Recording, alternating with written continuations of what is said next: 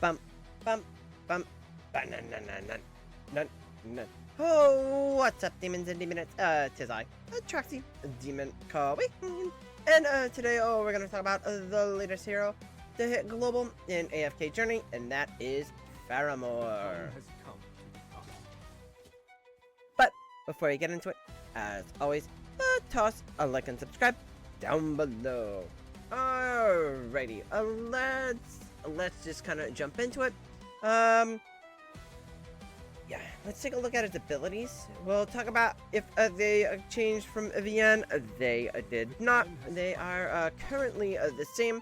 So he still has this is all the same. So he still consumes the 250 energy. He summons his magic circle. It does 210 damage plus 2 damage. While it's active, it costs 120 energy per second. So it works very similar to Shakir's ability in a way. If it does drop off, he almost gets his energy back and just recasts it if there's no enemies in it. So he's almost constantly ulting. It does prevent the heal. Every 5.5 seconds, they take true damage, right? Up to 240. No change here. No change here. This is just where he buffs himself, then he buffs the ally. Alright. Hero focus, same. Bitter Requiem. Sam still turns his abilities to Glorious Embrace while his magic circle is active. Shield is capped. Allows the allies to do extra damage. All that good stuff. So no changes here. And then no changes here. So all of his abilities changed. So we got no buffs. He got no nerfs. Alright. So let's take a look at how he is in stages. Now, where I'm at, doesn't work too great. Well, we'll kind of go over why, right? So here we have Shakir and Brutus. So we're gonna drop our rowing, and what we're gonna do is we're going to put in Faramor. Now, I tried it with putting a Tassie here and then Omis here, and it doesn't quite work. So I'm gonna actually try it a little bit different, and we're gonna see how it goes. So let's speed it up because these things do take a while. See, Tassie died right off the bat, so maybe we need to do a little bit of a manual component. So we'll just hit a retry battle, and then we can just kind of wait a couple seconds or whatever. Just manual it. Maybe that'll give Tassie the time that she needs to not just get kind of like one shot. See, that's the problem. Now Faramor, he got a one shot there, and he's dead. So he's not very tanky in these stages, at least at the deficit that I'm in. So as you can see, right, we're at about 100. Oh no, what's that? Oh, 600 level deficit right now. I have seen him work in stages with a similar squad. Here we have a they're about 60 stages behind. They're going against a slightly less high deficit here than we are, so we can check it out and see how it works. It just does not work at that really high end of pushing or that high end deficit, right? So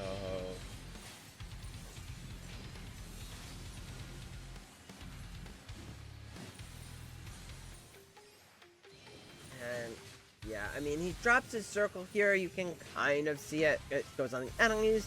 You can kind of see, other than the replay, you know, his energy, once he drops the ult, does fill up pretty quickly, so he is able to sustain the circle for a very long period of time.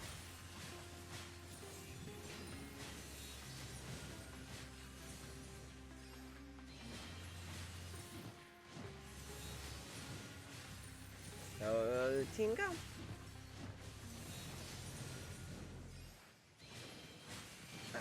So there you kind of have it. Like, he's okay on stages and he's okay at deficit pushing with this comp, but he's not the best option when you get to the higher end. So he may be good like in that early on stage, you know, early low deficit pushing. I'd say early low high deficit pushing, maybe mid high deficit pushing, but on the high end deficit pushing, Yeah, he's not too great. All right, so that's kind of the stages. So let's talk about bossing, because that's the big area. Um, Sadly, I was very disappointed on Olucia when I ran him. He's just not meta for this boss, right? As you can see, we're maybe doing 55 at best with him in there, and we tried several different configurations. It's just wasn't getting up to the numbers, not that we're seeing with the likes of Shakir, right? So he's just not good on Lucia. So other bosses, let's talk about them. He's not going to be good on Thalassa, who's up the next reset, simply because of the range mechanic here. So we just can't run him there, so he won't be good at all. Lone Gaze, there may be potential. Stomper, seen his numbers from VN, so we think he'll be good for Stomper. Beetle, I think there's some potential for Beetle. It's just that with the Ludovic combo here, I don't know if he slips into the mix. Maybe we drop Smokey.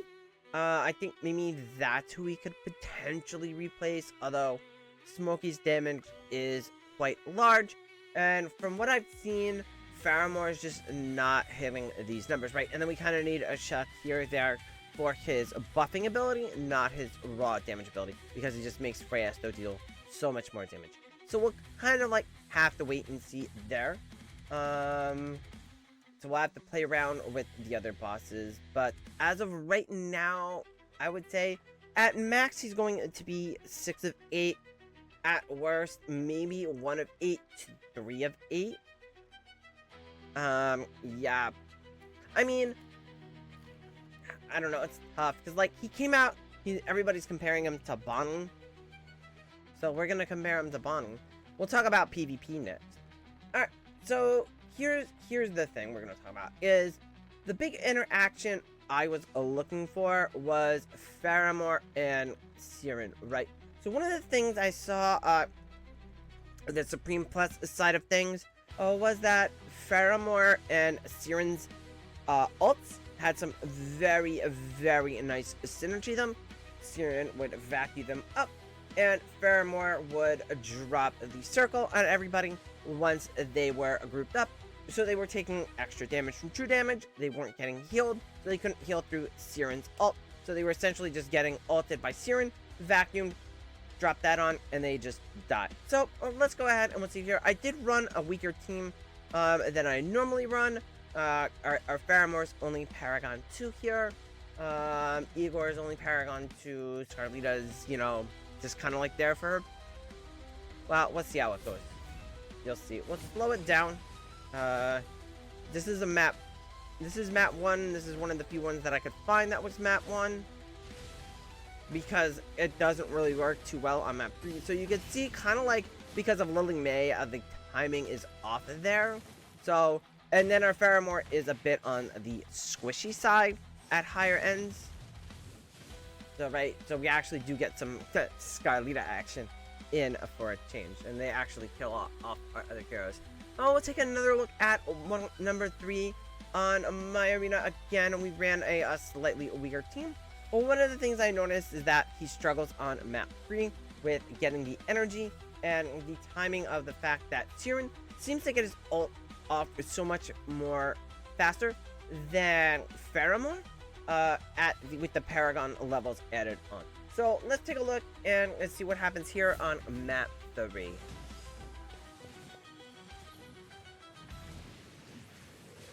So as you can see, he doesn't get his energy up in time for Siren's first ult, so we don't get the combo that we were looking for.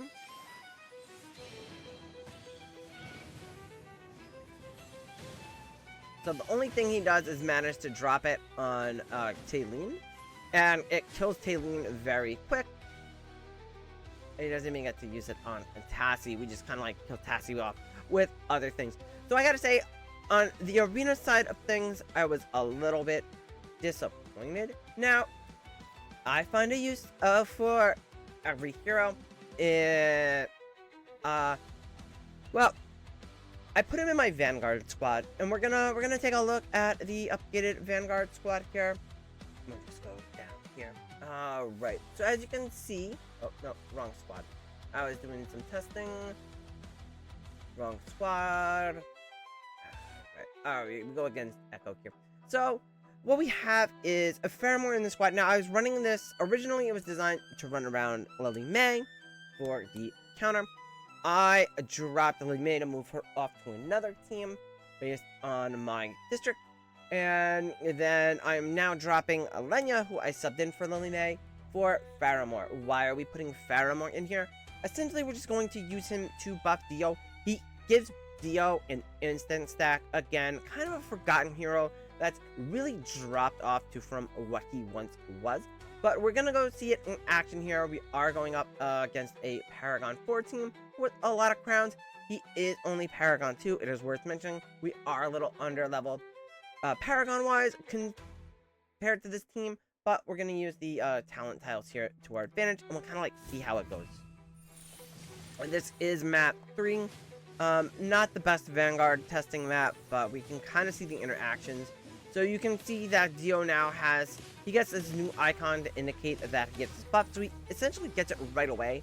Our Faramor and Alika die pretty quick, but it allows when Dio does get to ult, he's going to have his full Nectar stacks, and he's just going to shred enemies, right? So he's just going to go up, bringing death from above.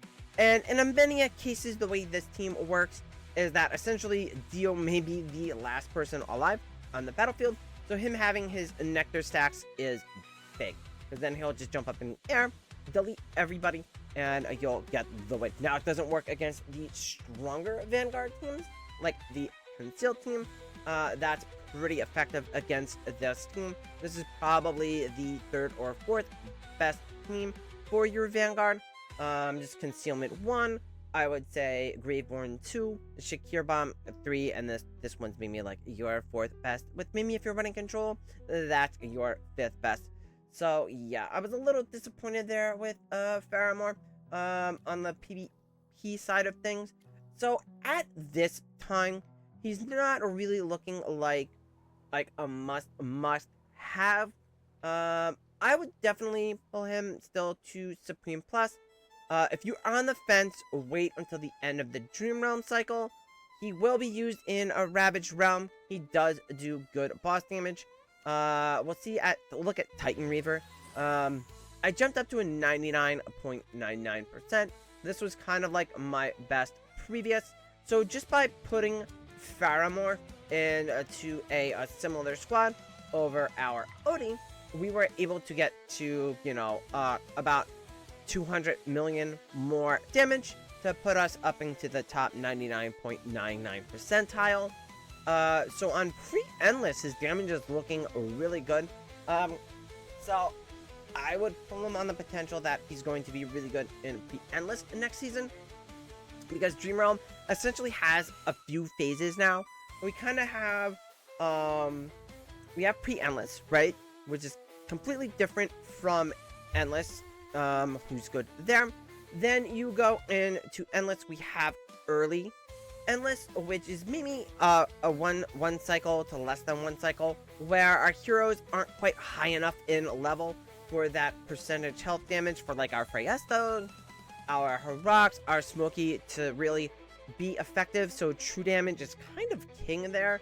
That's where Faramor could be. We saw Sinbad kind of in that spot, so Faramor could bump Sinbad, could bump Odin as that primary boss killer in those spots, and even in pre-endless. Then we move on to where we get to max level, where he may drop off some, and then we move on to where we get the mythic plus charms, which kind of like change everything completely, and it seems that's where like he's really dropping off from. So it could just be a timing thing of where in Dream Realm he's valuable. But yeah, as you can see, he's good on Titan Reaver. So I expect that he will be a must-have for a Ravaged Realm. So to get your top Ravaged Realm scores, and to compete there, you're going to want Faramor. Why? Because Wilders don't have that boss killer that other factions have, right? So we go kind of like here and we look at it. We have a Lily May, yes, but that's about it. Faramor is going to really fit nice in there and will definitely be a factor for Ravaged Realm in that regards. He may actually be better than a Lily May. Right, because with Light Bearers, we have several options. Right now, we have Sinbad, who's popping up. We still have Merrily, and we still have Corin, right? So we have plenty of boss killers here. For Mauler, we have Odie. So that's kind of like it, but Odie's still one of the best in the game. You have on the Aggrieved-born side of thing. I mean, we don't really have too many great options here as well. You have essentially Bonnie, maybe. Usually they get the most support out of the other ones, but they tend to trail behind when it comes to Ravaged Realm. So, yeah, we're definitely looking at him being a factor at the end of that season for that mode. So if that's something you care about, definitely go ahead and pull him. As of right now, I would say he's a nice to have, bordering on must have. If you're comfortable pulling off of potential, go ahead, pull him. You don't necessarily need to Paragon him up. I didn't think he was overly that great for PvP. At least on my side of things, he may be better in that like mid-tier, mid-rank. So I think Paragon 2 here is fine. I just swapped him off from my Valka. If you have a built Kaelin, do not swap off your Kaelin. You're going to get more use out of Kaelin than you are out of Faramor in PvP. Like I said, the biggest issue is he's very, very squishy. And you see he has problems sometimes getting to enemies. So in kind of like this ranged meta that we're currently in, he really struggles a lot in PvP. So I would not necessarily build the Paragon levels for him at this time. Always possible that Melee could make a comeback if they choose to do something different with the Mauler talent tiles next season, similar to like we had in Waves, and then he might be important, but I don't necessarily see it. Again, I think he's too squishy. So yeah, if you're on the fence, wait until this full cycle of Dream Realm is done. We can certainly give him a final grade once we get through Dream Realm. But that's going to be it for this one, and I will catch you guys in the next one. Bye!